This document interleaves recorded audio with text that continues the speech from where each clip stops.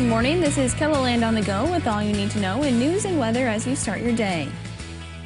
Authorities in southern KELOLAND are asking for the public's help in finding those who shot a cow with arrows. The MELLETTE County Sheriff's Office says it happened in the north central part of the county sometime on Wednesday. Officials say the injury is unsurvivable and the cow will have to be put down. It will result in her calf being orphaned, creating a financial loss for the ranchers. If you have any information, you are asked to call the Sheriff's Office or Rosebud Police.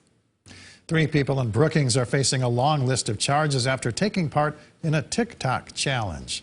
Brookings police say it happened just after 9 p.m. Wednesday in a parking lot in the 700 block of 22nd Avenue South. One man was shot with gel beads known as ORBEEZ. Police were able to arrest 3 suspects Thursday morning. They are charged with aggravated assault, making terroristic threats, and disorderly conduct. Authorities in Elk Point are asking for the public's help in solving recent thefts. The Elk Point Police Department says the multiple residents have reported that catalytic converters were cut off of their cars. They ask that if you see anyone underneath the car or hear the sound of tools or metal striking, call the Elk Point Police Department. A Lincoln County man is facing murder charges in the death of a 20-year-old woman. Authorities say 22-year-old Jackson Phillips was originally arrested for domestic assault.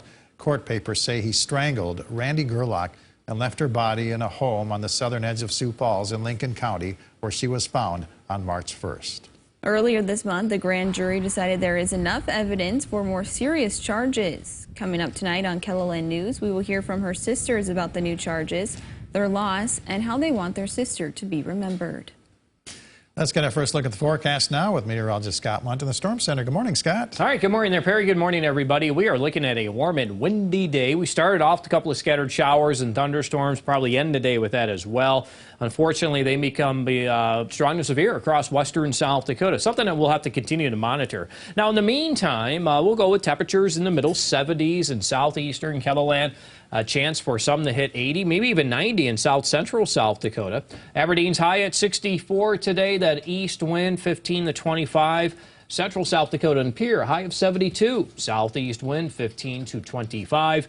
And western KELOLAND a high of 72 in Rapid City. More details on your KELOLAND live Doppler forecast coming up. Thanks, Scott. Early voting begins today for South Dakota's primary election. Secretary of State Steve Barnett says he's predicting between 10 and 58% turnout for absentee voting. So what steps do you need to take to vote early? Once they figure out which county they're registered in, they can go into the county auditor's office of their respective county and just vote in person right there and just bring their ID, and then the auditor can get them set up right there. The other way they can do it is they can download a absentee ballot application form on our website, which again is just that sdsos.gov, or they could call the county auditor and they can mail them one or email them one. The primary election will be held on June 7th. KELOLAND News is your local election headquarters. Stay with us on air, online, and on social media about the latest political developments, as well as election night results. And starting tomorrow, multiple drive-through petition signing events will be held across KELOLAND. It's an effort to help get recreational marijuana on the November ballot in South Dakota. 4 will be held on both Saturday and Sunday. They are in Sioux Falls on South Minnesota Avenue, Rapid City on East North Street, Belfouche on Custer Street, and in Aberdeen on 6th Avenue Southeast. Then on Sunday only, an event will be held in Brookings on 3rd Street. Other events could also possibly be held in Pierre, Mitchell, and Vermilion. Kitten season is starting, and that means the Sioux Falls Area Humane Society needs your help. The animal shelter is expecting to go through 8,000 to 9,000 pounds of food a month this summer as more kittens are born. The food in highest demand right now is Purina One kitten formula, followed by Purina Puppy Chow. The Humane Societies also need food donations for its community pet food bank. Well, today is Earth Day, and Rapid City is holding its annual community cleanup. Over 150 teams and as many as 2,000 volunteers are taking part. From city parks to downtown, members of the community are also taking time to pick up trash. This is the 51st annual event. It runs through Saturday with several different activities planned. And if you're on the eastern part of KELOLAND, you have the opportunity to help clean up the area around the Big Sioux River this weekend. As part of the Big Sioux River cleanup, volunteers will meet at different locations along the Sioux Falls Bike Trail. Volunteer coordinators will be at each park location with bags, maps, and gloves. The event is from 10 a.m. to noon on Saturday. Later today on KELOLAND News, we will explain all the details of the event and why it's important to keep the river clean. That's a look at some of our top stories. Now let's get one last look at your weather with meteorologist Brian Karstens. Good morning, Brian. All right, good morning, guys. Good morning, everybody. We do have a blizzard warning in effect here for the weekend for the area shaded in the white. That does include Belle Fourche, Buffalo. It also includes Spearfish and then right down Interstate 90. Right there to just about Rapid City. So extreme caution tomorrow as the weather forecast will continue to add further commentary on the development of blizzard weather here. Northern Black Hills probably looking at least a foot of snow, could even get 1.5 feet. Now, there is a broad brush severe weather outlook here. We've got a number of things going on the next 24 hours, so just consider that as thunderstorms pop up. There could be severe weather even after dark tonight. The first batch of thunder showers is moving east this morning in central Iowa and central Minnesota up into North Dakota. So that's away.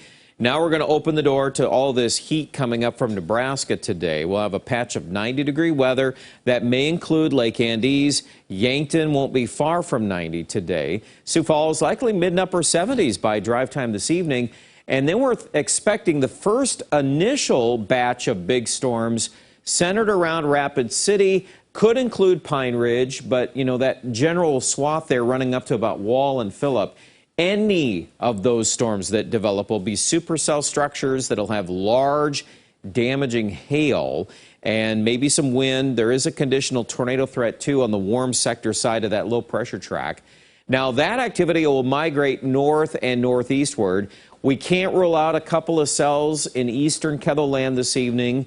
They'll be more widely scattered. And then maybe a little more likely scenario is we'll get some sort of a broken line of thunderstorms to develop in central South Dakota late this evening, and then that'll kind of move east after midnight. It's going to be a very warm and windy overnight East River.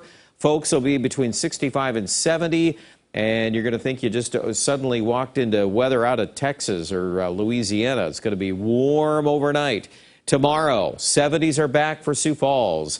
One other question we have is the fire danger. The humidity is going to plummet tomorrow in Sioux Falls as the winds increase. So be careful about that. I don't think we're going to get enough rain to really help that fire danger. The folks out west, you'll have the best shot at heavy snow. And again, that'll include Rapid City, points north and west. Everybody cools down into Sunday. And you guessed it, more wind.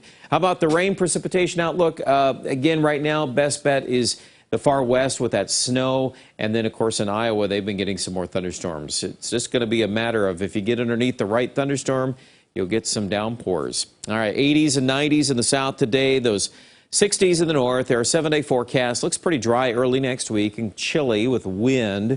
Lows in the 20s, highs in the 40s. We'll eventually get back to the 60s at the end of the forecast. Aberdeen also a stretch of 40-degree weather Sunday, Monday, so we're not going to see a help there on the soil temperatures. And then I expect Pierre, after a brief warm-up, it's back to colder, windy weather Sunday.